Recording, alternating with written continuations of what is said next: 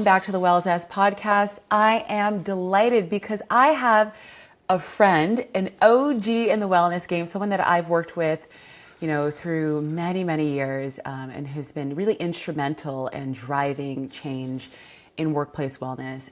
It's an honor to have Mandy LeBlanc on the podcast. Mandy, you're amazing. I can't wait to share with our audience all the things that you've done. So I'm going to tell everyone a bit about you. So Mandy LeBlanc is a powerhouse in preventive care and workplace well-being. With over 20 years of experience designing wellness programs for organizations ranging from schools to Fortune 500 companies, she's helped thousands of people reduce stress, build resilience, and take control of their health. From leading a CDC grant on preventive health to shaping initiatives at Kaiser Permanente and the American Heart Association, she knows she is the person that turns evidence-based strategies into real lasting impact. Mandy, I am so excited. Welcome to the podcast. Thank you. Great to see you, Teju. Yes, we've been catching up over the last, I would say like forever. I feel like we've always kind of like dropped in, checked in, and it's just always amazing to see all the things that you do in workplace wellness, how much change that you've made, how you really go into an organization and help shift their attitude and the behavior towards workplace wellness. And you've been doing this for 2 decades now, am I right? It's At amazing. least, Time yes. flies. It just feels Yes. like can I totally embarrass you? It just feels like yesterday that I was sitting on your couch, like Yeah. after watching a program, talking about, the good, the bad, the ups and downs, the wins, and, kind of this, what I always love in our conversations, you always have this just beautiful vision for what workplace wellness can be, how people can actually live a healthier life. I'm curious, after 2 decades of doing this, what do you think actually moves the needle in employee health? Great question. And so wellness started off, employee wellness, health, really started off with hydration and taking the stairs. And I'm Yeah, so proud of how far we've come because those things are important. But I think what really moves the needle is authenticity from leadership, yeah. getting input from everybody, not just the managers, but from top to bottom, bottom to top, figuring out what is needed in their culture and then implementing it with, again, that authenticity and not just checking the box. Yeah, I couldn't agree more. And I think that that's something that like you and I have talked about throughout our careers.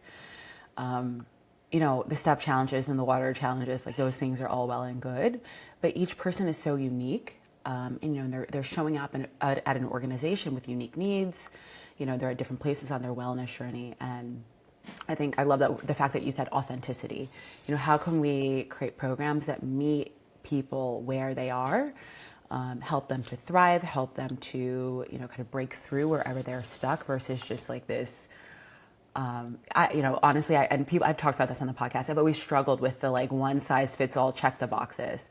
Like drink your water, do your step, do 10,000 steps, like have a nice life. Like Yep. I just feel like humans are more complex than that, and people are dealing with chronic conditions. People are coming with mental health issues.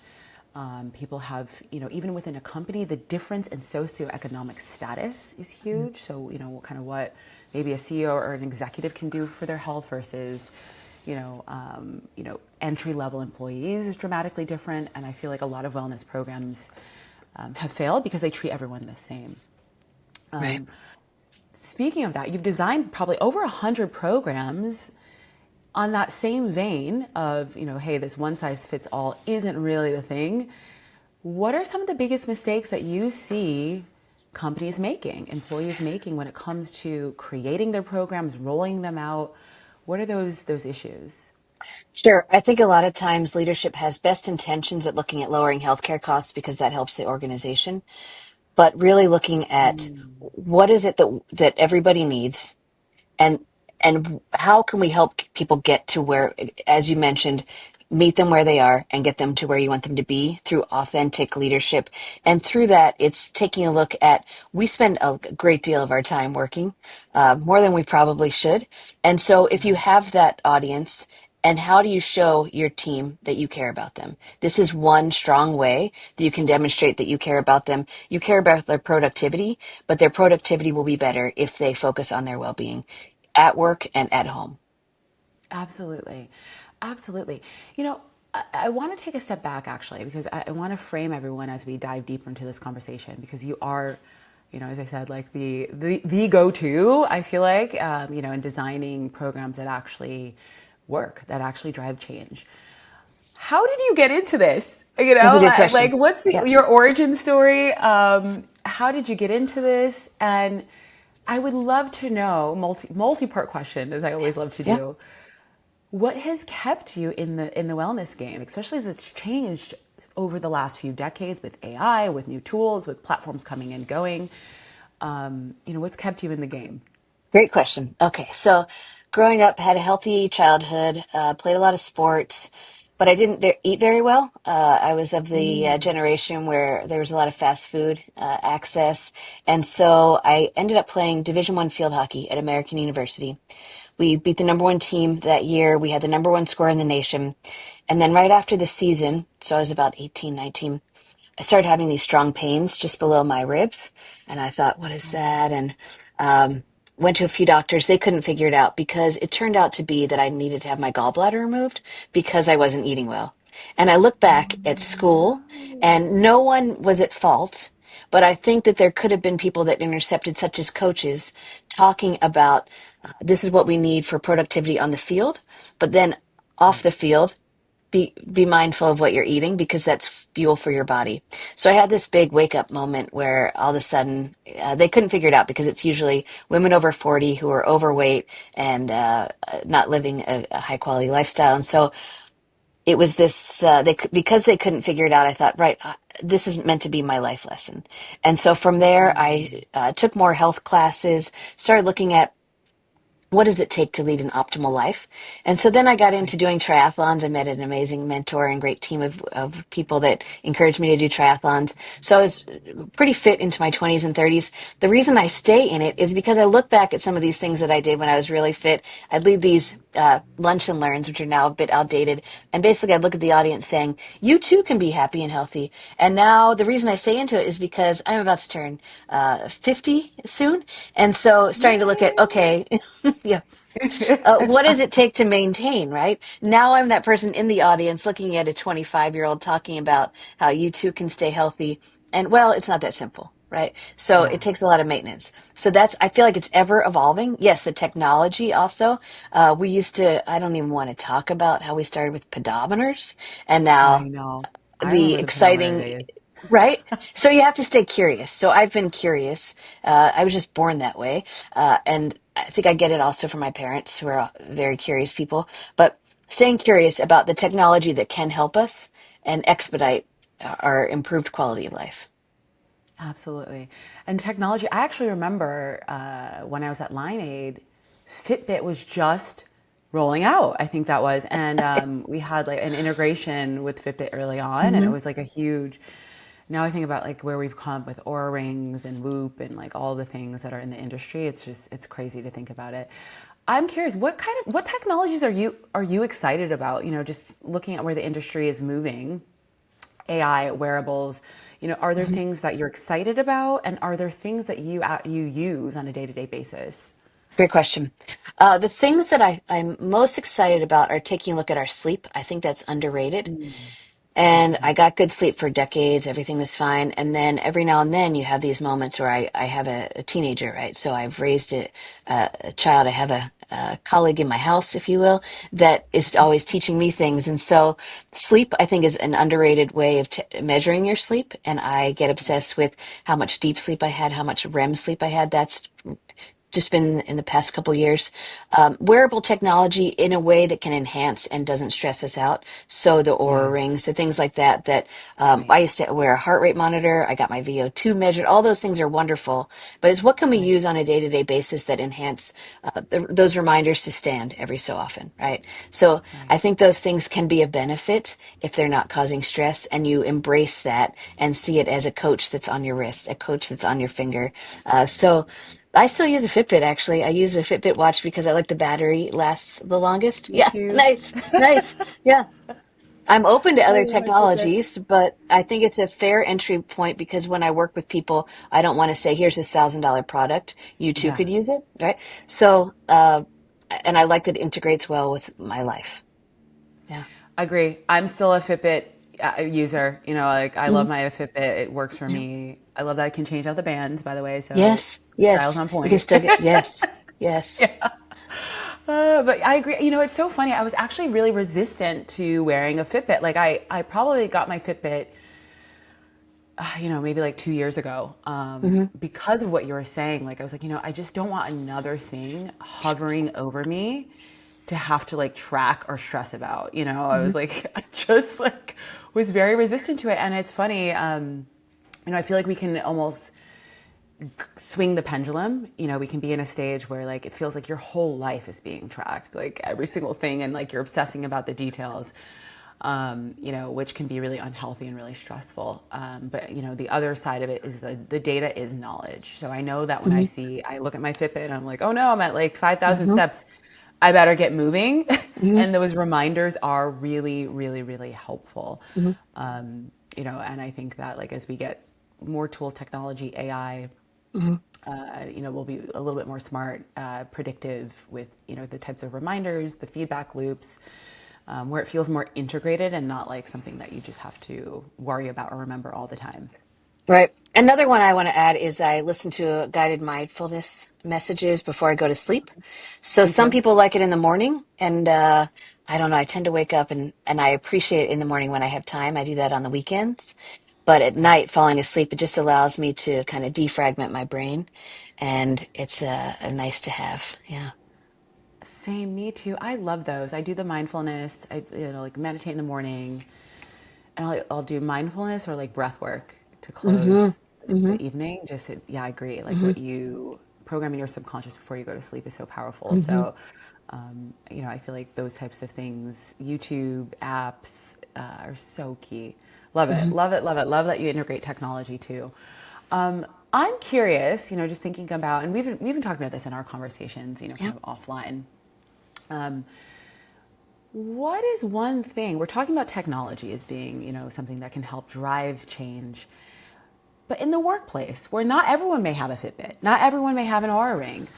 What is one change in workplace wellness, at the program level, at the employer level, that you've seen actually drive massive health outcomes? And I'm gonna just like fully admit, I feel like there was a lot of things, I'm just gonna call them smoke and mirrors, that people Yeah. do. They're like, Yeah. oh, we're gonna bring in like some bananas and apples and like, yay, that's gonna shift, the health of our organization.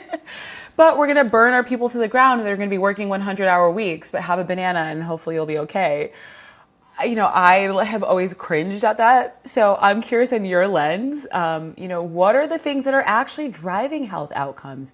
And then what are the smoke and mirror tactics that you've actually seen at organizations? Sure.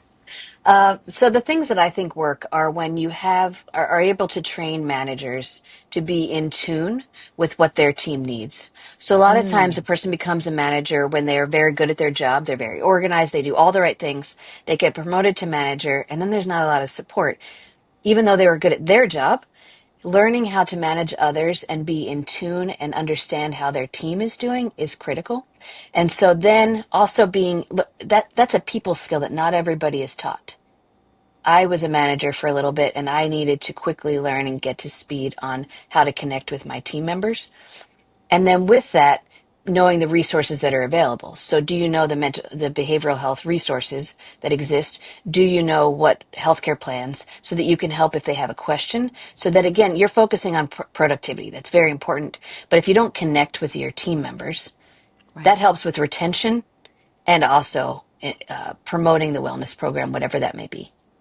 Right, right. Yeah, I agree. I agree. I feel like knowing your people, and I feel like I'm curious. How do you feel about? I feel like some workplaces they're using things like Myers-Briggs, or using, Mhm. color theory, whatever it may be, human design, in order to really assess their people.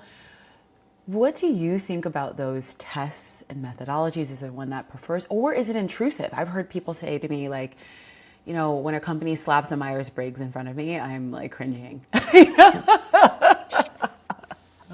I think if again, it's back to the managers and do they know their Yeah, team? So getting to know, do they like more of the woo or do they more of the concrete wellness stuff? And so I do all of those all the time. I find a little insight and I don't put all of them in one cup. And I don't think, okay, we're going to do Myers-Briggs and then everybody's going to know how to treat everybody.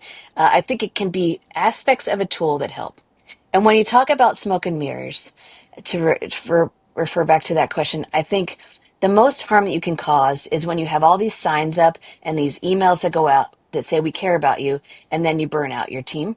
agreed. And so I would say that's the biggest ick or the smoke and mirror that I feel is when a company is saying one thing, but then they go out and they treat their employees differently in person. So that's the one I try to discourage the most. Only do it if you really mean it. I agree. And I feel like there needs to be more real talk around this. Like, like Hmm. the company that's like, hey, we have this expensive wellness program, but we're going to lay off everyone on Zoom and not talk about it. And, like, now you're going to have 3 jobs instead of one, but you can call EAP if you really have a problem. To me, I just find that to be, like, I'm trying to think of a nice way to put it, but I don't really have it. I feel like it's complete, Hmm. like, bullocks. Like, it's like Hmm. complete bullshit. Like, why would you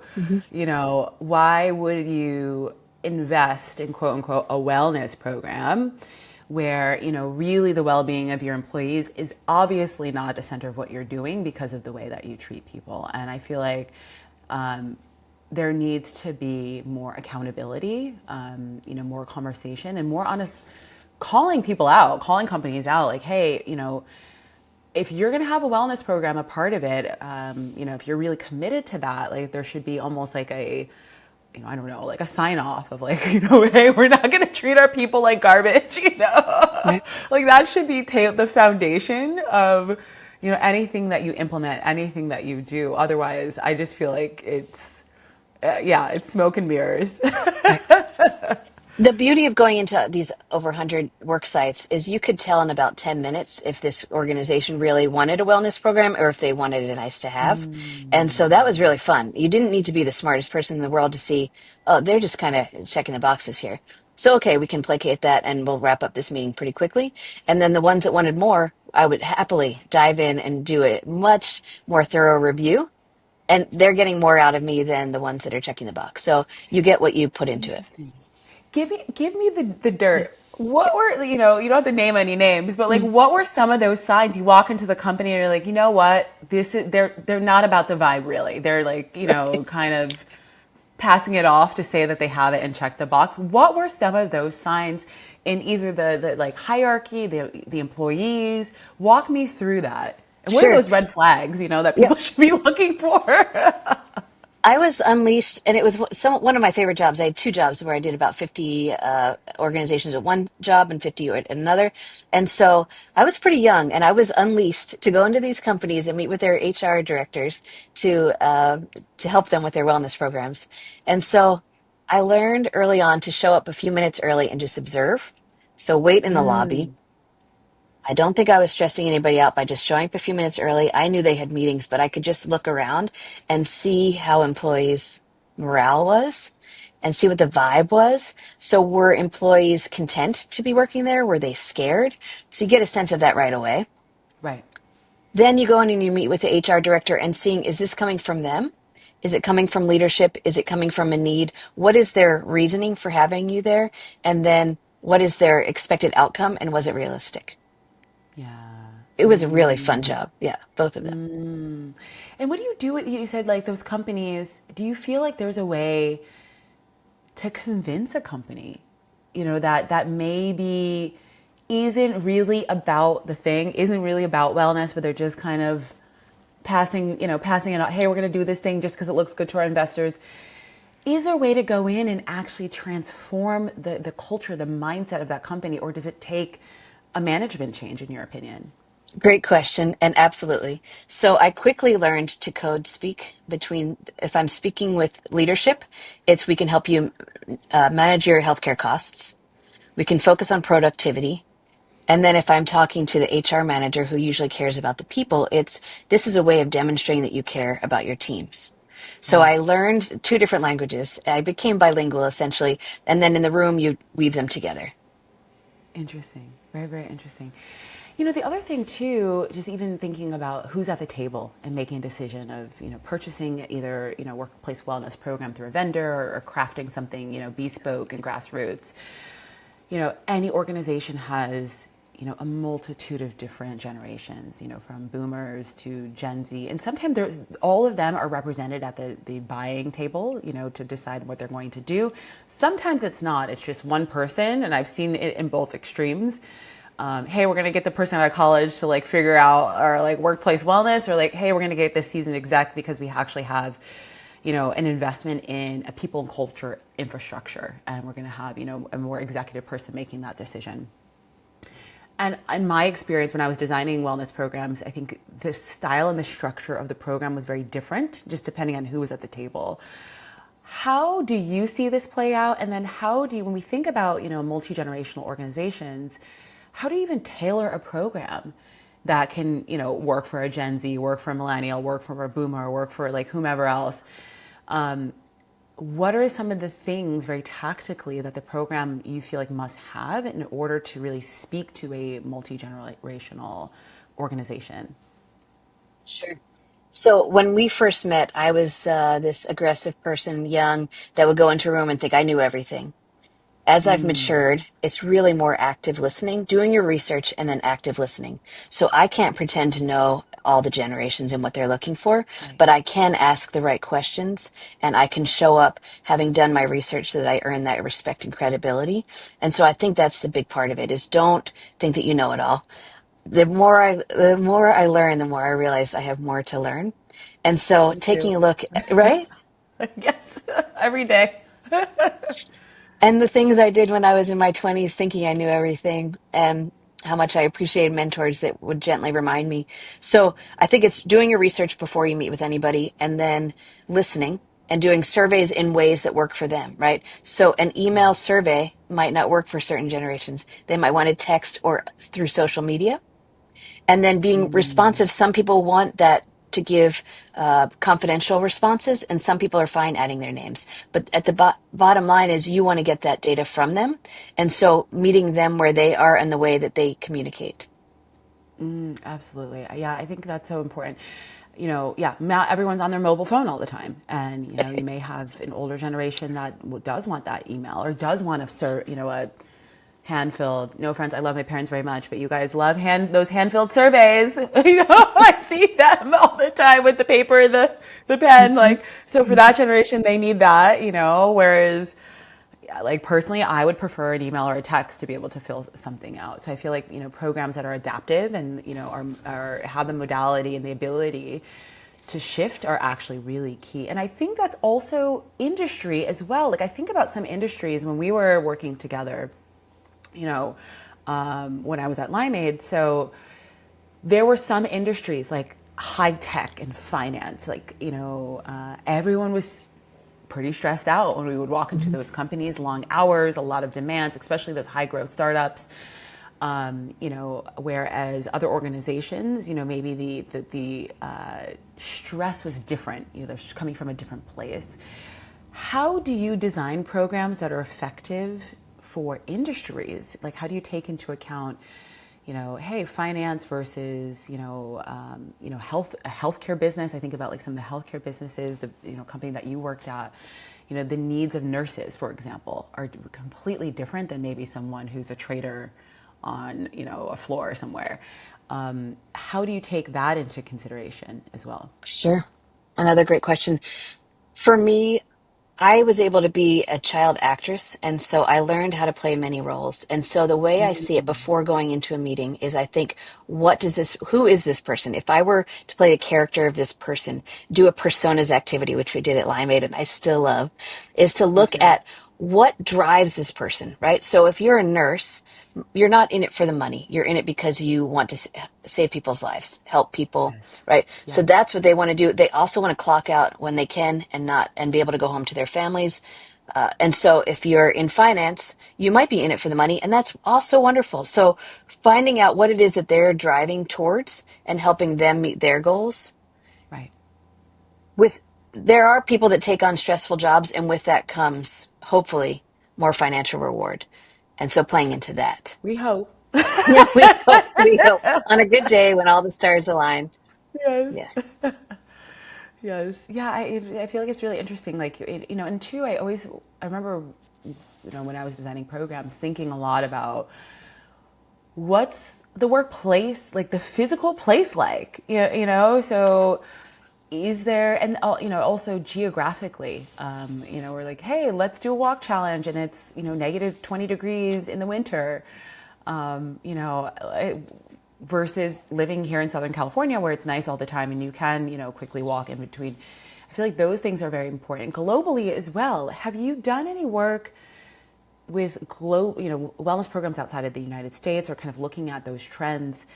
What are some of the things you're seeing, and maybe how globally, taking even more macro, what are some of the different levers that people are pulling in order to bring wellness to their employees? Great question. And yes, you have to plan around the weather and what the culture is like. And so it could be a gym in one place and breaks Yes. at another place so they can go outside and get that fresh air and perspective. And I have done some global work. I was able to embark on a trip to Finland to see why they're the happiest people. They're amazing. I still haven't been, Yeah. but that's high on the list. Yes. Yes. Perhaps we could go sometime and research. Yes. So just walking around, figuring out, asking a few people that if they started a conversation with me, I knew it was an opportunity to open the door and figure out. And it seems like work-life balance is much better outside of the United States. That's not true across the board, but in Finland, I found that people felt like they had work-life balance. They felt like their team cared about them. They were able to get good sleep. They were focused on that, the sauna culture, and all of Yes. those things that make us happier, infusing that into their day. Whereas in general, we tend to think whatever hours we're working, we're almost like in the cockpit, we have our jobs and then we unplug and do that. But we don't really unplug anymore. So there No. used to be a time that we could close our laptops, walk away, and show up the next day. I think right now we're in a 24-hour work cycle. We sleep, but we might even be dreaming about our work. It's so true. And it's, I don't think we realize how pervasive and how wearing it is. Like you're constantly, hey, I need to do this, or I need to check on, on social, or, like there's someone on LinkedIn that just DM me at whatever hour. It's like this constant, constant, constant. And yeah, people aren't getting the like real deep mental reprieve that you really need to recover, which, is driving a lot of burnout. Mhm. And I feel like it's probably like almost every other day I talk to someone, entrepreneurs, creators, filmmakers, and, they're talking about how they're burnt out. Are you hearing the same thing? And I'm curious, do you feel like burnout is just becoming like a buzzword? Or is it is a symptom of the fact that we are, as you're saying, always on? And have you seen any interventions in the wellness programs that you've built that actually help with burnout and help people to actually, recover long term? I am seeing a lot more burnout of people that I know and work with. I'm seeing a lot of job transitions. I think that what happens, let's say you're on a team of 5 people, you want to be the best. A lot of us are competitive. We want to move up. And so in order to move up, you have to work 1 point, whatever percentage you want to add it to in order to get ahead. And so you do that until you burn out, and either you get the promotion and that maybe it is or isn't what you hoped. Maybe you're getting more money, but the work is harder. And so now taking a look at what that looks like in your life. I also think we used to be able to go on vacation, and yeah, there's some work that you had to do ahead of time and then more when you got back. But now it's very hard for people to completely check out. And so you're not really getting that break, right? Even the weekends, just enough time to relax and then you're back into it. Or if you work a 4-day week, whatever your schedule is, if you're in healthcare, working, getting those 2 days off, just enough time to unplug and then you plug back in. And now we Yeah. have sports that are exciting, but then those sports are also adding in all sorts of energy. And so I think learning from other cultures that are really good at relaxing and knowing how to Yes. have that. And so I think it goes back to the manager. And so, yes, there's technology that we could use, but the technology could be fed through the manager and having that connection and being able to read, oh, so and so is off in that meeting. Let me check in with them on our next one on one to see how I can support them. And easier said than done, I know, because I've managed people and you have your job and your deliverables. But when you can establish that connection and approach burnout earlier, it's much better than when somebody's quietly quitting. Absolutely. Yeah, and the quiet quitting phenomenon, I see people all over Instagram, TikTok talking about the fact that they're like, it's just too much. I'm not doing it anymore. And you almost can't blame people, like the cost of living has increased, wages haven't kept up with that, but the demands of being on all the time, are incredibly wearing. And it's, like what gives? One of the things I've always pondered, especially thinking about, back in the day when I used to work in healthcare and actually design healthcare programs and coming to, the wellness world for companies like Lyman and American Specialty Health was the power of preventive care.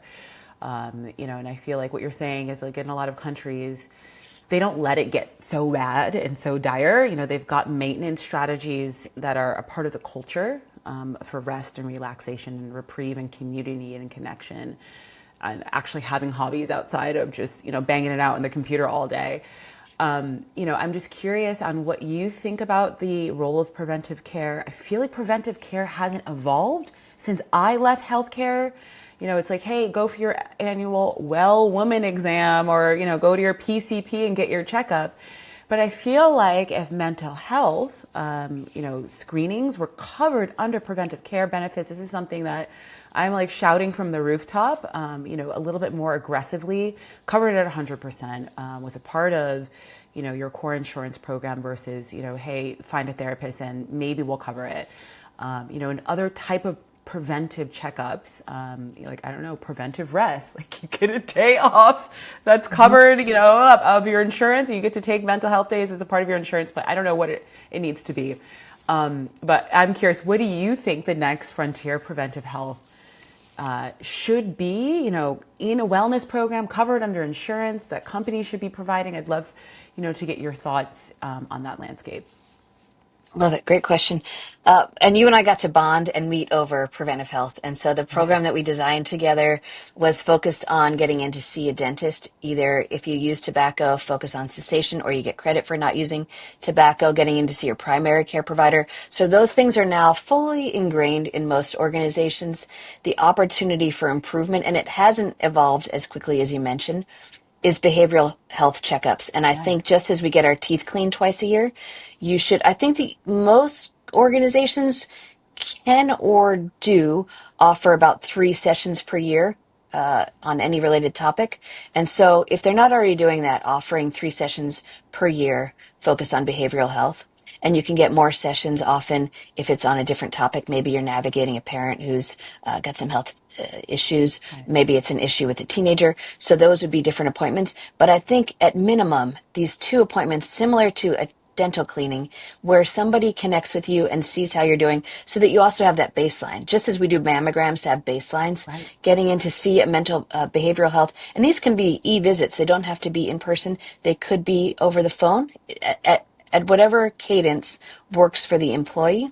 But I think a minimum of twice a year so that you have this way of measuring how somebody's doing in a way that only you can see, right? So I know there's a lot of privacy issues. And so maybe it's the way that you measure your behavioral health and seeing it as just as we get those dental cleanings, it's a checkup to see how you're doing.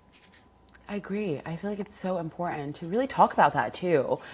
I feel like in some workplaces, it's still a little bit taboo It's like, oh, I don't want to talk about the fact that it's gotten better definitely since I was, in workplace wellness directly, but I still feel like there's a bit of, taboo around it where, I think it's critical that managers should be talking about that and encouraging people, hey, use that benefit, advocating for more days, more coverage, for a diversity of different things, looking at holistic modalities too as a part of the preventive, package. How do we, incorporate more of that, cover it at 100% where we can, so that people who, maybe talk therapy isn't the thing, but there's a different type of therapy, equine therapy, whatever it may be, that would resonate with more of that person. Let's cover that as well so that we can meet more people where they actually are. And I think that the stigma is also improving of accessing Agreed. behavioral health. So that's come a long way. But I still think for those that aren't into it, calling it coaching, and it is a form of coaching where you have this relationship with somebody that you check in with a couple times a year that Yeah. also asks you questions. And if it needs to be escalated to meeting with a behavioral health specialist, that you have that person. So having those relationships that exist when times get tough, that you can reach out to, that is available, has a caseload that they can handle. So when they need somebody, you're there and you know that person. I couldn't agree more. Yeah, exactly. Coaching, yeah, that's a good reframe. It's coaching. It's, and we all need coaches in our lives in order to break through, to improve, to sustain. It's key. I'd be lost without my coaches. Yeah, me too. Same, same, same, same. I'm curious if so speaking of coaching, which I think is, and I remember back in the day, Aduro and like some of these other companies were, really paving the way at bringing coaching to organizations. And I think coaching is critical. What I'm curious, on your perspective, if all the wellness budgets get slashed tomorrow at companies, which I hope doesn't happen, but if that did happen, is there one single low cost wellness strategy you would fight to keep alive? I'd have to say coaching because I think that if Yeah. you have good coaching, then that person can get to know you and personalize your experience at that company. And so, whether it's behavioral health, if it's access to different resources, reporting back to management what they're hearing. So it wouldn't be Teju said she needs this. It's the general feeling I'm getting is we need to focus more on menopause. We need to focus more on behavioral health. And so if you have this pulse of coaching that's available, so back to that code switching, where if you're speaking to leadership, that can increase productivity, it can increase talent retention, and then you're showing your employees you care by offering somebody that they can talk to. It's not always comfortable to talk to your manager, right? You might be stuck in something and you're pulled in five different directions that's impacting your productivity. But if you can talk to a coach that can guide you, so the manager could pick up on that something's a little bit off, refer you to that coach who then gets you back in the game, hopefully, and helps you figure out what resources you need that are offered through the employer. And if they're not offered through the employer, what does that look like? How can you best support that employee? There are some Right. one-off things that need help. Yeah. I agree. Yeah. I agree. Coaching would be my answer too. That would be the one thing. I think it's Great. it's incredibly powerful. And I feel like especially with one-on-one I know there's like a lot of AI tools out there that are, Mm-hmm. coming on the marketplace, but with one-on-one coaching, I feel like that's where you really get to meet someone where they are versus, being like, okay, do the water challenge or whatever it may be. They've got that relationship with someone who can really understand them, really create something that's custom for them and help to, drive a big unlock versus the watered down, one size fits all. I think coaching is so, so powerful and positive. Sometimes though, I do feel like we get into this loop in workplace wellness where, how do I put this? Like people are like, let's jump on the bandwagon of the next thing because it's hot and it's cool and what is one thing that you feel like everyone's kind of jumped on the bandwagon on that is supposed to be positive, but in fact, it's actually really harmful to long-term health? Yeah. During the pandemic or when things are stressful at a company, when you take a mindfulness moment, so it has the best intention. You have an hour long meeting, a 45-minute, and you spend the first 5 minutes doing some breathing exercises. And I think the world of breath work. So I don't think that breath work outside of a meeting isn't Right. wonderful. I think it is. But I think you can cause harm when you take those moments, get everybody to relax, get centered, and then you dive into this super stressful meeting And I think it's Yes. unintentional harm. You have the best intentions, but I've been in meetings where things are really stressful. We take that 5 minutes and you can see people relax their shoulders. You can see people taking deep breaths, long exhales, and then you jump into something that just is almost like cold water again. And I'm all Yeah. for a cold water plunge, but I think it's causing more harm than helping. You can say, hey, I recognize this is a really stressful meeting. I recognize this is a busy time. I think that would be more beneficial than intending to get people to relax only to toss them back into the cold water. I never thought about that. What do you think is the appropriate time to bring in? Because I feel like people are just throwing in breath work. They're throwing in like, oh, like let's do like a mindful moment. I agree with you. I've seen that as a fix, and I went down a Reddit rabbit hole, which we're gonna go down the Yeah, yeah. Reddit rabbit hole. I can't even say that with you in a bit. Yeah. And I was reading people who were angry, like full on upset. Like, my company keeps trying to make us do this dumb breath work, this dumb whatever, and half the workforce just got laid off, and they're like, okay, let's take a mindful moment. And it's like totally tone deaf. What do you think is the right moment to introduce those modalities in the workplace? And first, I'll tell you a time that I did that and I learned. I knew that it wasn't a good time to send an email that everybody take a deep breath. I was asked by leadership to send an email that said, let's all take a deep breath. And the hate responses that we got back were just what I thought. Uh, Oh, Easy for you to no. say, those types of things. And I feel okay because I gave a heads up. I will do this for you, but I'm telling you, we'll get some angry responses. It will help some people, but it will Right, add salt to the wound to the others. right. So I'm a big fan of a first day of the week mindfulness moment to ease in to work for the week and a wrap up at the end of the week. You can offer those lunchtime sessions and those there are many benefits to that. I'm not against that, but I think optimal is when everybody starts their week as they're transitioning from their days off into jumping into the week because you can set intentions, you can take that time to appreciate them, and the same thing on Friday. So you're setting them up for success at the start of the week and you're releasing them into the wild and hopefully leaving them with a good taste in their mouth as they head into their days off. So I realize that not everybody works on Monday through Friday, but whatever that looks like, the start and the end of their week is an ideal time. Love it. Love it.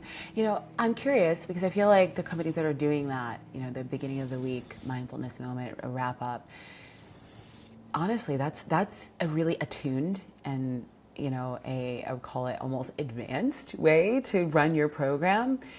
What are some of the most innovative, attuned, advanced, really tapped in companies doing? What do their wellness programs look like? What are you seeing in terms of the mechanics, the structure, who's running it, how they're talking about it? Walk me through that.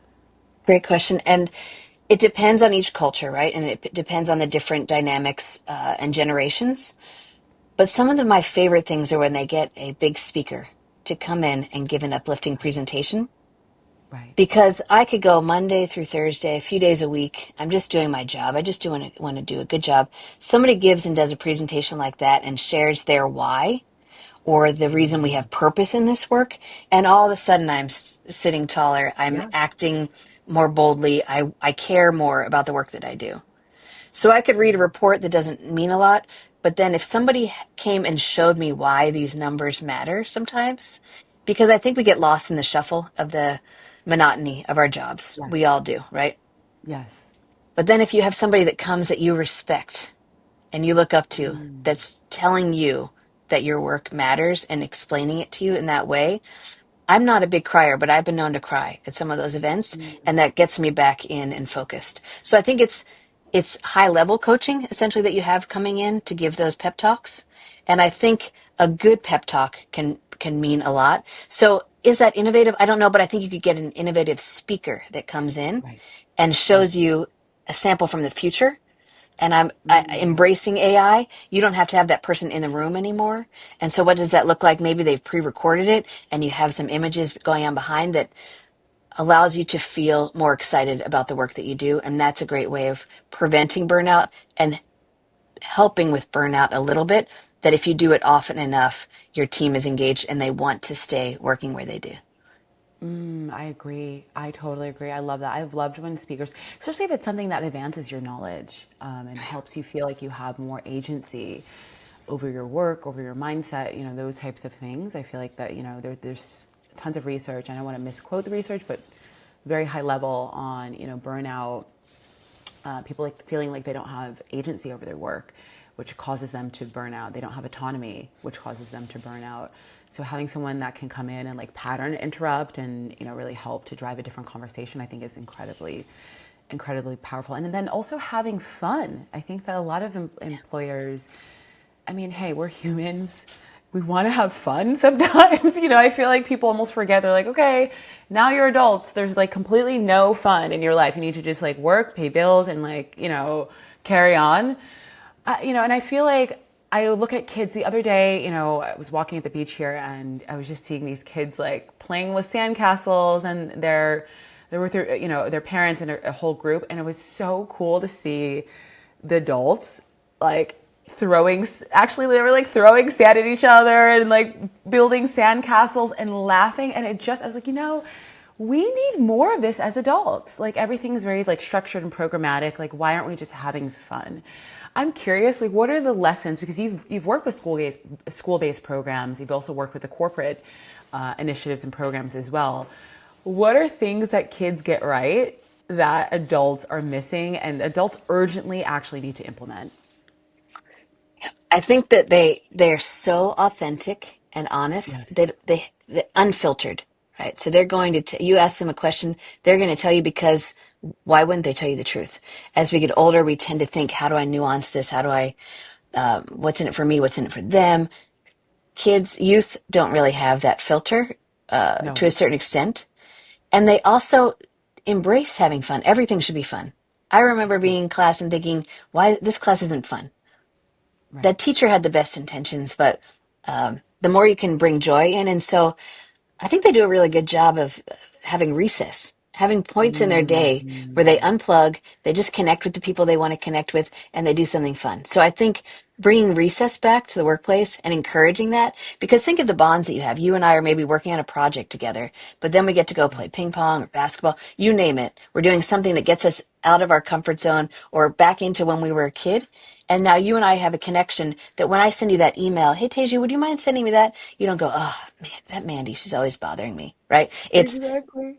we were on the same team for this. We did something together. We had a good time. Now it's that people will remember how you made them feel, not what you said. Yes. And so Yes. how we feel collectively can build that strong team so that when you ask me for a favor, I'm happy to do it because we have that cohesion. Agree. I love it. That's why we're doing Wellzest Recess, everyone, because getting people to play together and have fun and experience. And also, I know for me, this is part of the science and technology behind Recess is, for me and so many other people, that when you step away from your work and you exercise your creative muscles in a different way, whether it be solving a puzzle, doing somatic exercises, figuring out how to like climb over obstacle course with your peers, something else fires in your brain, and sometimes you'll go back to the work that you are doing with, not only a different energy, but a different perspective. And I feel like a lot of companies miss that. People will stay stuck in the same pattern of thinking over and over and over and over again. And recess and play provides a pattern, interrupt where people can come back to the work refreshed and from a different perspective and with greater collaboration and teamwork, which is Love key. it. So Yep. yeah, perfect plug for I'm recess. excited for recess. Yay, recess. Woo. I'm curious, I always I call them the urban legends, the myths. What is one myth that you feel like HR leaders believe about employee engagement and wellness programs that isn't true? I think a lot of people think it's soft or nice to have, and I don't Yes. think they Oh. understand it's the undercurrent of the Mm-hmm. culture. And so Mm-hmm. if your leadership is not attentive to the needs of the team, or if your teams are not respecting leadership, there's a big disconnect. And the way that you can dissolve that disconnect is through the authentic wellness programs that you can offer, where you now see that person does care about me. They know my name when they see me in the hall, and they tell me about something that's up and coming that they're excited about, that I can get excited about. So when it's about what it means to be human, which is what it means to be focus on well-being. I think that's something that I wish people knew more about, that it's not a soft thing that's nice to have. It's critical to your success, whether again you're speaking to managing your bottom line, productivity, lowering healthcare costs, or showing that you care about your employees. Well-being can connect the dots between the two. Yeah, I couldn't agree more. I feel like it's so, yeah, there's so many people who I've spoken with, HR leaders who are like, yeah, we just like have this like program, but they're on to the next thing. And then they're in meetings talking about, attrition and disengagement and, hey, the sales team hasn't hit their results for the last 3 quarters. And I'm kind of looking at them like, like maybe we should find a correlate. We should talk about this because there could be a correlation here. But anyway, I digress. Yeah. Yeah. I know. Before I move on, I do want to mention your work with the CDC because it's endlessly fascinating what you've done with the CDC with preventive health. What is one counterintuitive finding that you've uncovered while working with the CDC? And tell us a little bit more about the work that you've done, actually. Sure. I got to offer 2 rounds of the Youth Risk Behavior Survey through Seattle Public Schools. And so we would go out to the high schools and have the paper surveys that they'd fill out, saying how they're doing. We'd ask about 100 questions. And in general, I think the youth are doing a pretty good job with partying less, being more responsible as it relates Yeah. to what our fears are. Drinking less, drunk driving less, using condoms more if they're having Yeah. sex. Students are having less sex. So those things I feel were positive signs. We did a lot of marketing about that information, that most people aren't doing this. Most teenagers aren't doing this, so that you feel like you can say, if you're a teenager and you're on the fence of something, most of my peers are not doing this. It's okay for me to say no to this. I think the alarming thing is behavioral health. And so the harm that's happened with perhaps access to technology, we can't blame it all on that, but I think it's more, being a teenager or young person is more stressful now in some ways. I'm not going to say all the ways, but I'm more concerned about behavioral health, less concerned, though still concerned, about the choices they're making outside of school. However, vaping makes me lose sleep at night because of the access to vapes and how addictive they are. So those Yes. are the 3 things, I guess. One, good news. One thing to just keep an eye on, the behavioral health, and the vaping causes me great distress. I know. Oh yeah. And it's everywhere. And it's like the vapes especially, they're so sleek and cool. And like it's just, yeah. And then Ay, you're ay, ay. hooked, right? Yeah. So as our prefrontal cortex develop, and I just read a great book about how our brains develop from back to front. It was a book called Thrive, written by the leader of Annie E. Casey. Fascinating book about how our brains develop from back to front. And so that Right. prefrontal cortex helps us think, I shouldn't do this because then I might get addicted to it. That Right. hasn't fully developed in youth. And so tobacco for youth is not a good partnership. Yeah, totally. Absolutely. I want to end on one question before we move on to our true or false section. I want to bring it to the employee perspective because I feel like oftentimes we talk very top down, what can Mhm. employers do? Mhm.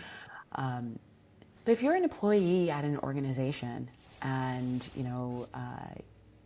your workplace wellness program maybe isn't what you want it to be, what can you do? And maybe what is also one insight that every employee should know about workplace wellness? You and I got to experience this together with our big success. So at the time, industry standards for engagement for wellness programs were, let's say, between 60 and 70% about. Right. We designed a program collectively with Limeade and the organization where I worked in healthcare, where we listened, and it was during a time of negotiation with the unions. And so for 2 weeks, it was like watching a ping pong match. And I would just Wow. watch the head of HR, who taught me so much without saying a thing about what it takes to listen to all parties involved. So again, those 2 weeks, I'm this young person who's just used to talking and wanting to show that I know what I'm talking about. And I had to just listen and observe and hear what all the team members were saying they wanted. Yeah. Yeah. And then we designed a program. We presented leadership with, this is what we're hearing. This is what we've designed. How does that sound to you? And what we designed was very fair. You did a certain amount of things. You earned, I think it was $600 at a time per person. That's probably, let's say, about $1,000 per person now for taking steps to focus on your well-being. When we presented that to the leadership team, they had to sit in as well and listen to what was happening. So staying curious, but also active listening, not listening for Yeah. what you're going to say next, focusing in and just listening to different people's perspectives from various aspects of your organization. Yeah. I couldn't agree more. I feel like it's something that, you know, we all forget.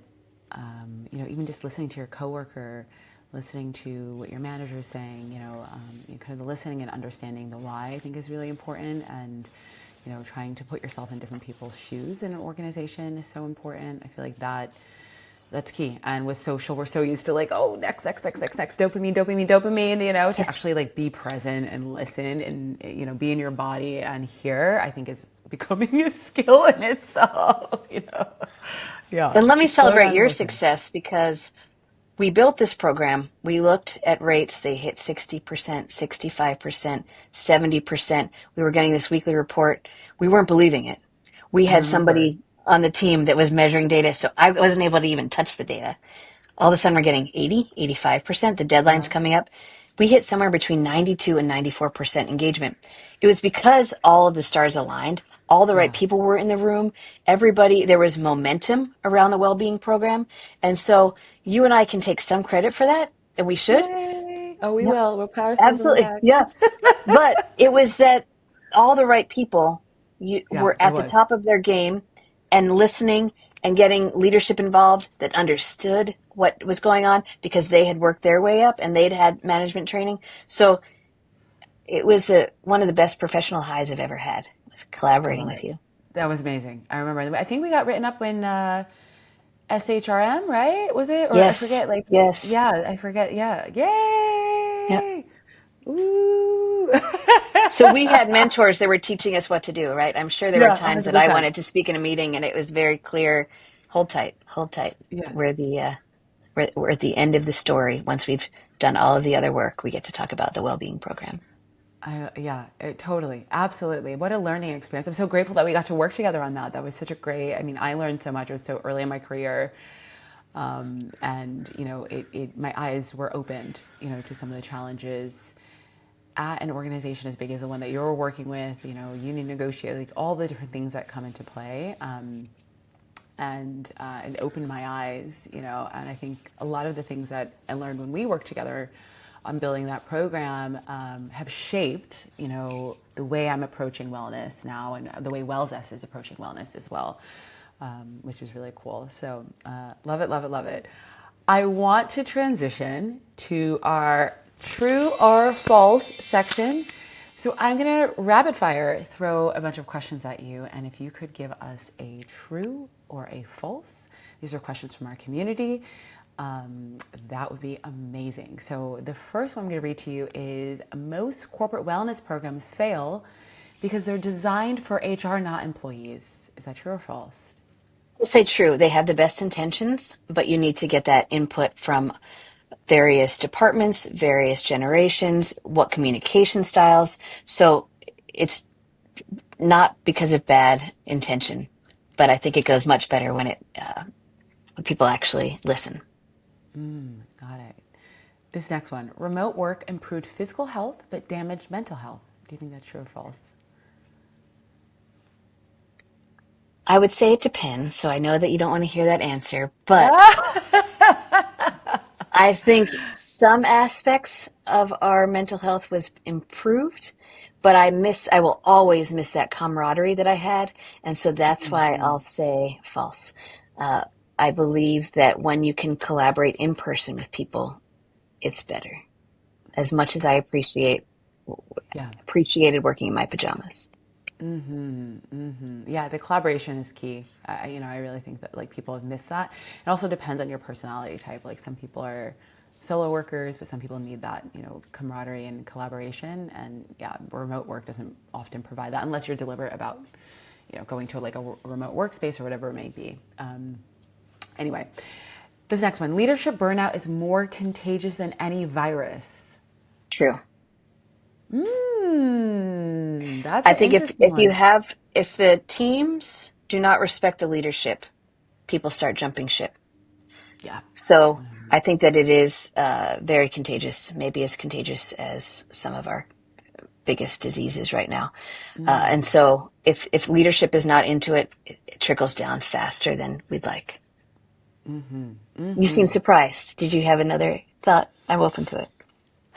You know, I feel conflicted on that one. And I think that I agree. I feel like when you have a leader that's burnt out, the morale is down. But I've worked at companies with a disengaged, horrible burnout manager. But there were two things that helped to overcome that. They would say the mission of the company I was working for was like, wow, what a great mission. We're all kind of still in it because of that. And what's crazy is junior level employees stepping up and almost becoming the unspoken leader. And I feel like there was like that one supernova that kind of helped to overcome the situation. That's a very rare situation to be in. And then what a heavy load for that person because they have to actually like overcome the toxic burnout manager. And just to clarify for everyone, being toxic and being burnt out are not one and the same. This person had both, unfortunately. So, but yeah, that was my only. I was like, I was just thinking back to this situation. But anyway, I digress. But yeah, no, I do agree with you though. On your perspective. And I think there's so many shades I of gray. respect your point too. Yeah. Yeah. Yes. How about this next one? Wearable tech is making people more anxious, not healthier. I think, sorry to do it depends again, but I think it has the opportunity to enhance your well being. And if it's causing you stress, sadly, it might be a reminder that it's been something you've been neglecting. And so I'm going to say I'm a fan of wearable tech. I think there are more benefits than harms. Okay. Okay. How about financial wellness is inseparable from physical wellness? True. I've seen people and experienced financial stress, and it does impact my well being. And so I think we should intertwine it more often. I think it's an Agreed. opportunity to address financial wellness in the workplace because those two things are so intertwined. It also can help with employee retention. So if you show people how to navigate their expenses and they can live if they can live within their salary at your organization, then that helps with the decision of staying. Agreed. How about anonymous feedback on wellness surveys is more accurate than formal surveys? I will say true on this. So with the CDC Youth Risk Behavior Survey, it is anonymous. And so we were able to say, parents or community members would say, how do we know they're telling the truth? I thought because they're not putting their name on it. Sure, every now and then we would get people who just write D throughout it's like the old school PSATs. And so they would answer the same answer. So we know Right. to weed that out. And so we did weed those out. And so every now and then you're going to get a smart aleck who's giving silly answers to throw it off. But you read that pretty quickly, and the technology has advanced to read, okay, that's out of alignment with Right. what's happening. So I would much rather hear what people actually think than something that I think my manager might read and it might impact my work. So I like anonymous feedback. Yeah. Agree. Totally. I couldn't agree more. I think it allows people to have a little bit more liberty to be more expressive, which is really key. Hybrid workplaces require completely different strategies than in-office programs. I'll say false that it's completely because I think you're offering the same program, but you're trying to get the same outcomes. But the way that you approach it through your communications is what's completely different. Interesting perspective. I love that. I'm open And to this yours last too. one. Yeah. Yeah. Sorry, what was that? I'm open to your thoughts. If you ever disagree, I'm You open. know, I I agree with you. I will say that the one thing is time zone. Like, I look at our team where time zone's a huge factor. We've got people all around the world. Man, managing time zones ends up being a completely different dynamic than, being in the office and how do you create healthy work-life balances for people when you're like 9 hours apart, and what does wellness look like too, across the globe for that person. So anyway, so that would be like the one element that I would add in to that based on our team experience. This last one, I want to end it. This one is spicy. This one is very spicy. Burnout is a leadership failure, not an employee weakness. I'm going to go with true on this one. If I had to pick, I'd say Ooh. true. Okay, I okay, think, okay. again, it's that there are reasons that somebody could be burning out, that they could focus on themselves. But when I work in an organization, if my manager's in tune with the fact that I'm starting to burn out and doesn't let me know about the resources that are available early on, that prevention focus, or if I'm starting to slip, I think that it's the role of the manager and leadership to be attuned to that. So that doesn't put all the responsibility on them. I'm just saying that I think if you want a productive team and you want to manage those healthcare costs, the best way to do that is to be as in tune as possible, and that is healthy with your team, and keeping those, having those coaches that are keeping people excited about showing up for work. Excited is a strong word, but I love the work that I get to do. And I've had jobs where I start to feel uh, burnout, disengaged, and I take responsibility for it. So I'm not saying that it wasn't my fault. There's a part of it. Anytime there's an argument, anything, I think it's a percentage and a percentage. But if I had to say it, I think that leadership could, in general, do a better job of keeping employees engaged, fired up, wanting to show up to work, and retaining top talent. And that best way of retaining top talent is through the coaching. Yeah, I agree. And I think too, it's also, the methodology of hiring, like making sure you've got the right people in the right chairs. I feel like nothing burns someone out more than being in the wrong job and, Hmm. constantly trying to push them and they're just not for the job. And I've always been an advocate for, a more dynamic approach to hiring. So, saying, hey, we're going to, okay, this is the job, these are their skills. And, especially if it's a good person and, we use top grading for our hiring methodology. But if the person's really good, they're committed to the mission, but maybe they're just not in the right role, as a company being agile and dynamic enough to say, okay, like, why don't we move them here versus try to shoehorn them into that role? I feel like that's really important as well. Anyway, I digress. Now let's move on. It's time for our rapid fire. It gets hot in the rapid fire room. I'm going to fire you a bunch of questions that we've curated as well. And we're looking for like 2-sentence answers on some of these trending questions that are coming from social media. So this first one is, what is the first sign an employee is on the brink of burnout? Quiet quitting, disengagement. You can, if you're attuned to it, you can start to see somebody is less engaged. You're in a meeting, they start to get it on their phone, they're distracted. Yeah, I couldn't agree more. How about this next one? What's the most overrated wellness perk? Overrated. The water bottle, company swag. I think Agree. those things. Yeah. Agreed. Don't Yeah. give me your swag. I don't want Yeah. it. Like I already, Yeah.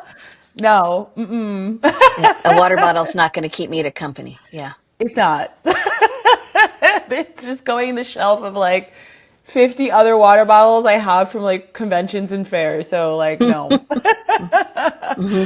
How about the most underrated wellness perk? Behavioral health and coaching. Yeah, yeah, I feel like a day off. I mean, come on, folks. Like, in Europe and other countries, people have, exponentially more vacation time. I mean, I remember my German friends in my 20s, they're like, yeah, we're off. We have 5 weeks. And, we're like, do. And, you're like scraping and scrapping for 2 weeks. Folks, we need to give people more time off. Like, like, it's absolutely ridiculous, I think. It makes no sense. People have children, people get sick, like people just sometimes need like a hot minute. And to make them shoehorn their life into 2 weeks is crazy. And unlimited PTO with a shame culture. I know I'm going on a soapbox. Hmm. Hmm. When someone takes the PTO and you're like, oh, tis tis, you're like, what are you doing? Come on, like it just makes no sense. But anyway, Love it. More time off. And I love a surprise half day off. yeah, yeah, exactly, Leave right now, exactly. go focus on your well-being, right? So Yes, there's the time that we need to take care of others, but these surprise afternoons off or half day where you can then just go focus on yourself, whatever that looks like in hopefully a healthy way, I think is an unexpected perk. Yeah, underrated. I'm I'm doing my like roundabout clap to that one. I love it. Facts. These are facts. This next one, a word you overuse in presentations, but you really love. Engagement. Ooh, that's interesting. I was thinking about it when prepping for your interview. I was like, what would I choose? I don't Mhm. know. I think about it. I think aligned. I think I say aligned all the time. Mhm. Mhm. I'm like It's a sick of good word. myself saying aligned. My second choice is impact. So I think engagement, aligned, Yeah, impact are great words. yeah, totally, Yep. totally. How about one wellness trend that you secretly enjoy? A plank off. So when people do something Oh, that levels the playing field, the reason I love it is oftentimes the most unexpected person wins because they have perseverance. agree, agree. I remember we did a. Was I with you when we did that plank off? That was so fun. That was a hoot. Did you I'm win? horrible at planks. I feel like you may have been one of the top winners. I don't remember. I mean, I was back in my 20s then, so I think my core I think strength is in the usually turn. you think it's going to be this strong man, and Yeah, yeah, yeah, yeah, yeah, yeah, oftentimes yeah. it's the person that's at the end that you kind of wrote off, and next thing you know, they win it and they win the prize. Yeah. Hoot. That was a hoot. I remember that. Oh my gosh, I remember that so clearly. So fun. I'm curious, what's your own stress busting ritual after a long work day? It's simple. Getting outside, going for a walk, ideally with family members, somebody I can talk with, listen to, and share my day with my dog at sunset. I love that. How about your favorite data point to share with skeptical executives? Easy. Return on investment. So, did you actually manage the healthcare costs? Right. That's fair for them to ask, and I love to slam dunk that one. I love it. You're like, bam, take Yep. that. You weren't sure. Here are the numbers. You owe And less. then one of Yep. these. Yes. Yep. How about this? I love this one. A wellness myth you'd erase forever. Working, kind of burning the midnight oil, that keep Yeah. working, go home, work, get home, have dinner with the family, and then go back to work. We all do it. We all have to do it. Yeah. But I wish we had more wind down time like we used to. Agree. I couldn't agree more. And this last one, the best low cost stress intervention. Connection. So whether that's, I've Mm. stayed at jobs because I like one coworker, Same, right? me too. Facts. So when I can have connection with somebody, ideally it's somebody that I report to. That's not always the case. But if you have a strong community with connection and a good culture, that's worth leaps and bounds. Agree. Absolutely agree. And I feel like workplaces, not like a cheesy way, not like, oh, let's do trust falls, but like, like, how can you make sure that you hire? I mean, don't hire assholes. That's number one, because an asshole will Fair. bring down your culture more than, faster than quicksand. Right. Hire good people and, like allow them to work together without, I feel like I've been in organizations where the manager's trying to pit people against each other. Like, why are you doing that? Create an environment where people can be friends and work together and, enjoy each other. I don't Right. understand why you would, create divisiveness. But anyway, I Goes back to digress. making work fun too, right? When I Yeah, get to see exactly. you at work, I light Yes. up. Yes, 110%. 110%. This next segment we're going to transition to, we're going to break down some of these wild, wild trends. So we all know on TikTok, on the gram, on all the platforms, there are these crazy trends that people are, either doing, talking about, showcasing. So I want to get your opinion on a few of these crazy trends. This first one I'm seeing blow up everywhere. AI therapists and people using ChatGPT for therapy. Do you think that this is a scalable innovation or a dangerous shortcut? I don't love AI therapy. I love AI coaching that feeds Mm, into proper coaching so it can serve to get the basics and then you get connected with the right person. Therapy in AI makes me nervous because there's still that potential. It hasn't polished enough where it could still cause harm. One day you might have an AI therapist. I just feel right. like it's a bit early. Yeah, for sure. Yeah, I think so. I think it's coming. It's just like fine tuning the models, actually training it on, what therapists and psychology, all the data. Yeah, agree. It's not quite there yet. How about 4-day work week trials? Do you think that this is a productivity miracle or a hidden burnout risk? And I'll unpack this. I actually saw a video on TikTok about someone complaining, about the fact that like they have a 4-day work week, but then they're forced to work like 14 hours. And they have every right to complain because that's crazy.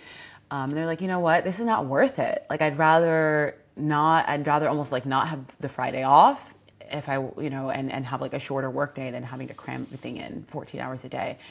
What do you think about this?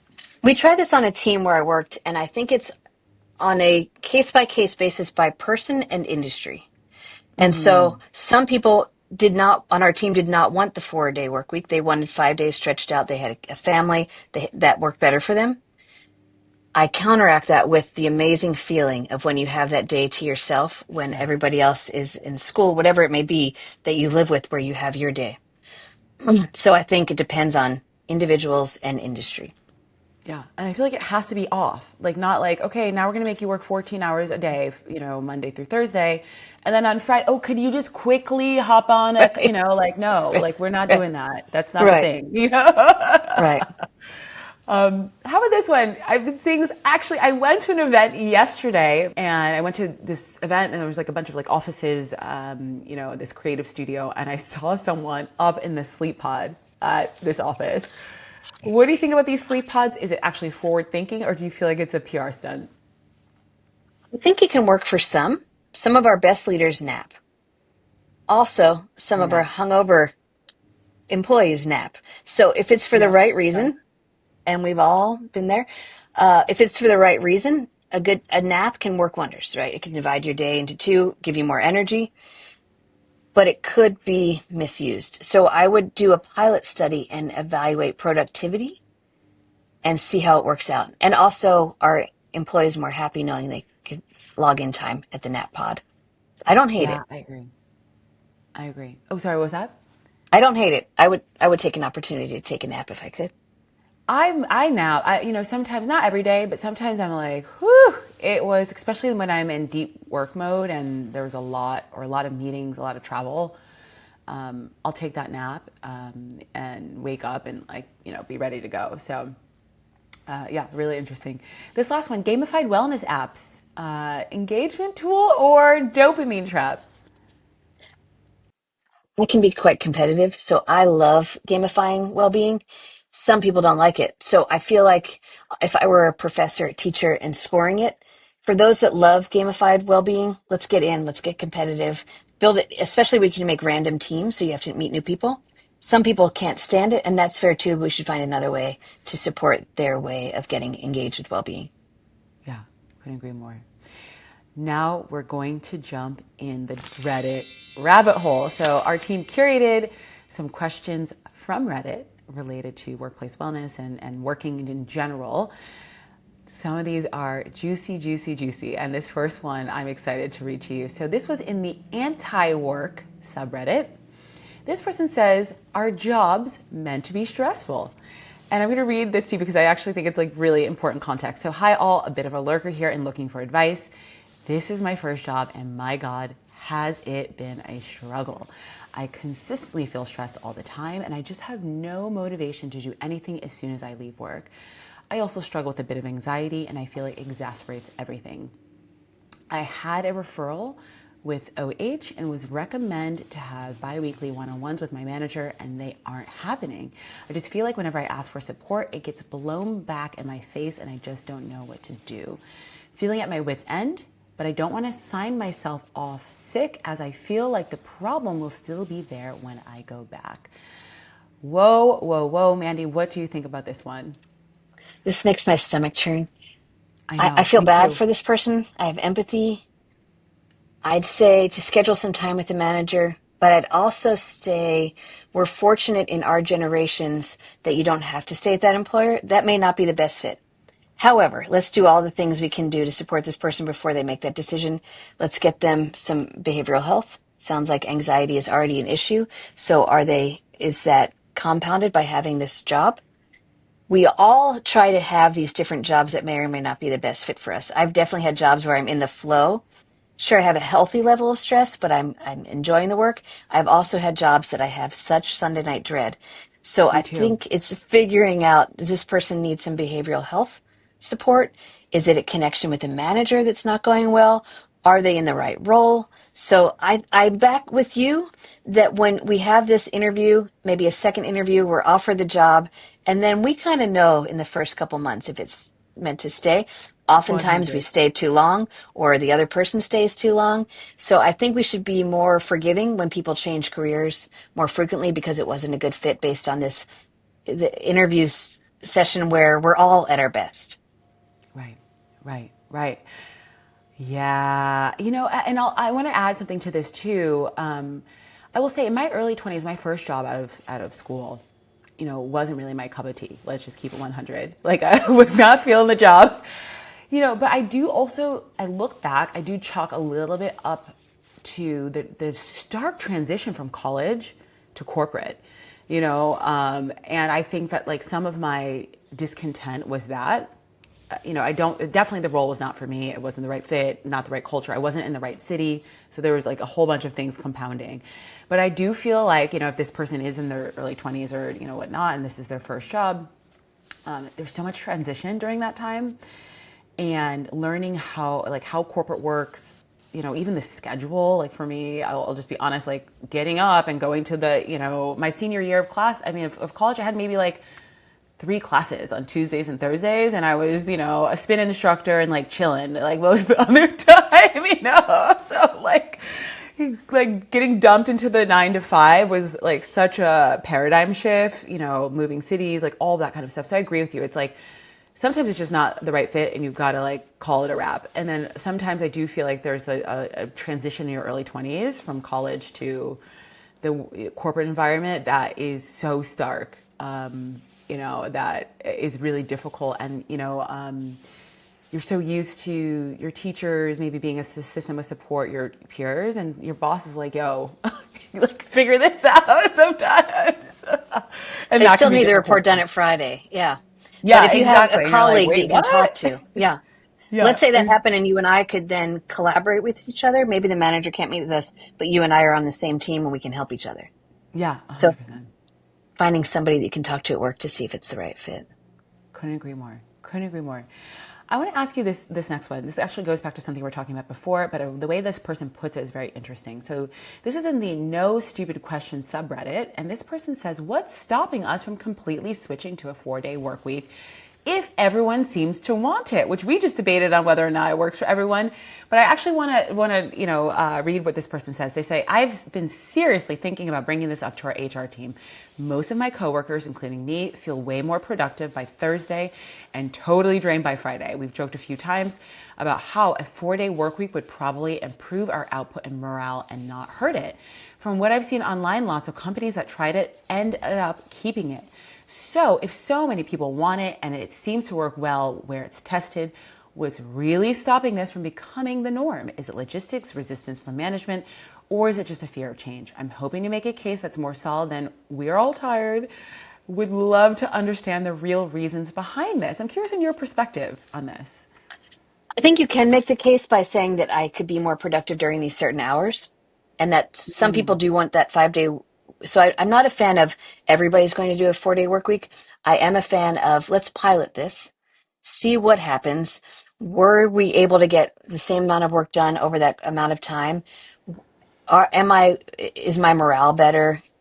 Is my the way that I show up at work better because now I get this extra day? So I think I'm a big fan of a pilot, less a fan of across the board, everybody's going to do 4 days because one person on your team might love that they have 5 days. 100%. Yeah. Yeah. And I feel like work, especially the way that we work right now, can be a little bit more fluid. Like I've let my team, like there's some people who, they're like, in the morning I knock everything out. In the afternoons I need time to like pick up my kids and, do other stuff. And I'm so down with that. And like, as long as you're getting stuff done, we're hitting our KPIs, you do you, boo. Like I'm totally fine. Totally agreed. I think it's every person is different. They might want to start work at 6 in the morning their time. Right. Great. Yeah, Yeah, whatever it takes for you when you're able to get that done and get us what we need, then there's a lot of room for flexibility and agree. malleability. Couldn't agree more.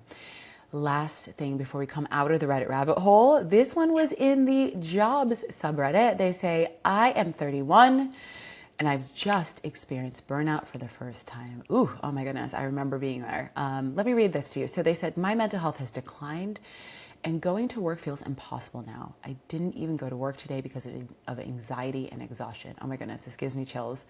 My head is fried and I can't make any sales at my job anymore. I'm sure that my boss is about to fire me. I've tried my best and I've tried to push through, but I feel as if I failed. I don't know what to do now. I don't have a job lined up and my mental energy is shot.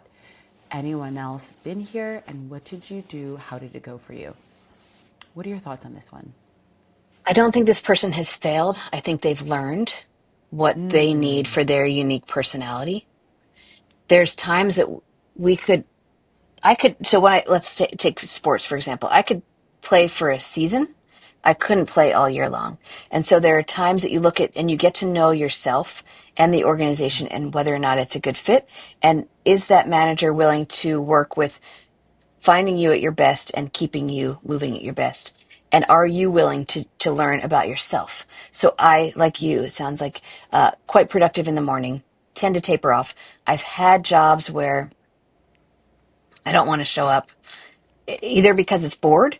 I, I'm Yeah. I'm I'm bored at work, or they're asking me too much. And so you have to learn to focus on what you need. And so if the job is too boring, asking for a bigger challenge. If the Yeah. job is overwhelming, you have too much on your plate, be honest in that. It's not sustainable for you to do too much work. Eventually you will burn out. So I think it's less of failure, more an opportunity to learn what you need moving forward. Yeah, I couldn't agree more. And for for that person, I feel I've been there. And I think probably around the same age, around 31, I was just like completely burnt out, trying to start a company, trying to do this, trying to do that, and just giving yourself grace and accepting where you are and trying to give yourself some space too. But like I remember when I went through burnout, I needed like 6 to 8 months just to kind of like really get my brain back working. And I feel so fortunate I was able to take a little bit of time away. Thank God to my family who supported me during that time and like helped me. But I needed to be like off. I needed to like not push anything forward. I know not everyone has that luxury, but if you can find ways to give yourself mini breaks, and be curious if after you come out of the fog, like you need time to just go offline and relax. But finding things and situations that make you feel energized again, I feel like that's what helped me at least. And back Getting to back what you on. were saying about learning from youth and then the skip from college to a job. Think about when we were in school, you had summers off, right? So you got to Yeah. recharge Yeah. and then show up. I don't know that everybody was excited to show back up to school, but you were at No. least No. Some had your people were. time off. And the Yeah. same thing when you finished college and you had that day off maybe per week when you're in school and then jumping into this full-time role. So I don't think it should be seen as punishment if you're able to occasionally maybe get laid off and you can rely on other means and then jump back in. So I feel like that's a strategy for success for the right I people. agree. We don't talk about that enough, actually. I love that you said that. I feel like that's really important. Like, yeah, in college and school, you had those breaks. As adults, they're like, hi, we're going to throw you a bunch of things, bills, children, family, whatever it may be. And you need to show up here every, 5 days and like sometimes work on the weekends and like, yay. It's just, it makes no sense. It's unsustainable. It's like, yeah, why can't we have a month or two or, whatever it may be in like these summers and breaks and things like that where people can, I feel like the prevalence of burnout would be lower. Humans are not robots and expecting people to work unsustainable schedules for their whole lives makes no sense. And like architecting a pause, I think is one of the smartest strategies that you can do if you can figure that out. We're not robots yet. No, totally. Not yet, at least. Not yet. Anyhow, our last segment, what's in the bag? I love this segment because we get to find out, what are some of the essentials that you carry around in your bag for health, wellness, well-being, or just random? So, Mandy, what is in your bag? I wanted to bring it back to basics and think about some of the things that I use that are surprising, affordable, and totally doable. And Okay. so once a week, an apple cider vinegar hair wash works for my hair. So I Oh, do didn't you have a say the brand that brand you because love or? good question. Yep. There's no one brand wherever you can get it. Good quality. Apple cider vinegar hair wash works wonders for my hair, curly hair. Um, and then coconut oil on your hair, your face, Mm. and you can use it as a dental rinse. Oh yeah, yeah, Surprising. yeah, yeah. I've seen Yep. that, the Yep. oil pulling. So Mm-hmm. those are the two that come to mind. I've become more excited with different lipsticks as well because I think when you have your lipstick on, the rest of your day can pop a bit more. I'm a lipstick gal. Yep. Yep. I like, Yep. let's get it poppin'. As soon as the lipstick, we're ready. Yep. Yep. You can put the lip stain on now. Yep. I love Yep. it. I love it. That's a Reapply. great shade I love too. a I lip love that. stain. Yeah, a lip It's stain you. that can last a lot longer, but I kind of like the act of reapplying it. And if to be open to all genders, lip balm with that minty buzz is also kind Ooh, of a I love good, that. a quick invigorator. Yeah. I love that. I love the mintiness in anything. Mm-hmm. Actually, you will drink mint tea in the afternoons, like for Mm-hmm. digestion and just to kind of like revitalize my senses. So yeah, I agree with the mintiness. I love it. I love it. They're all cool, cool things. Thank you so much, Mandy. By the way, where can we find you online? Like, what are some of the things that you're working on right now? Before we end here, we'd love to dive into that. Thank you for asking. My email is Mandy at well, Well, balanced, BALANCED, center, CENTER.com. And that's the website too, wellbalancedcenter.com. We have a few fun pilots going on and we keep evolving it. And that's how I stay engaged and excited about when I get up every day, the work that I'm doing now. I finally get to be a strategist, and that's been really enjoyable. Yeah.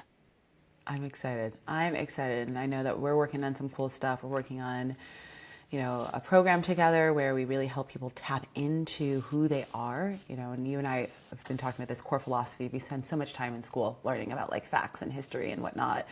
But we don't really break down and understand who we are, how we're wired, how we're supposed to show up, what are the things that are optimal for us. And I'm so jazzed that I get to bring your expertise and experience into helping build this program that we'll be rolling out. So thrilled, just thrilled and honored. It's always an honor and so fun to work with you. And it's crazy over the last, I mean, it's probably been like 20 years or ish.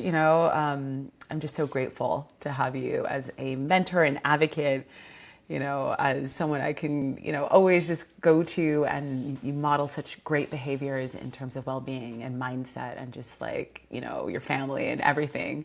And being just a great human and citizen. So I'm just so grateful to know you and have you in my life. So thank you, thank you, thank you. I was going to say the same thing about you, that I'm honored that I get to collaborate with you. And every time we connect, it feels like lights go off that connect us and we get excited about the work that we get to do. So we're kind Yes. of fireworks to each other. Yeah. Yes. Couldn't agree more. I think it's Aries. Yes. Could be. The Aries fire. Thank you, Mandy, so much. It's been a pleasure. Thanks for coming on the podcast. We will link up to Well Balanced Center in the show notes, and we will have to do this again because we could talk forever. So thank you, thank you. Thank you. Bye.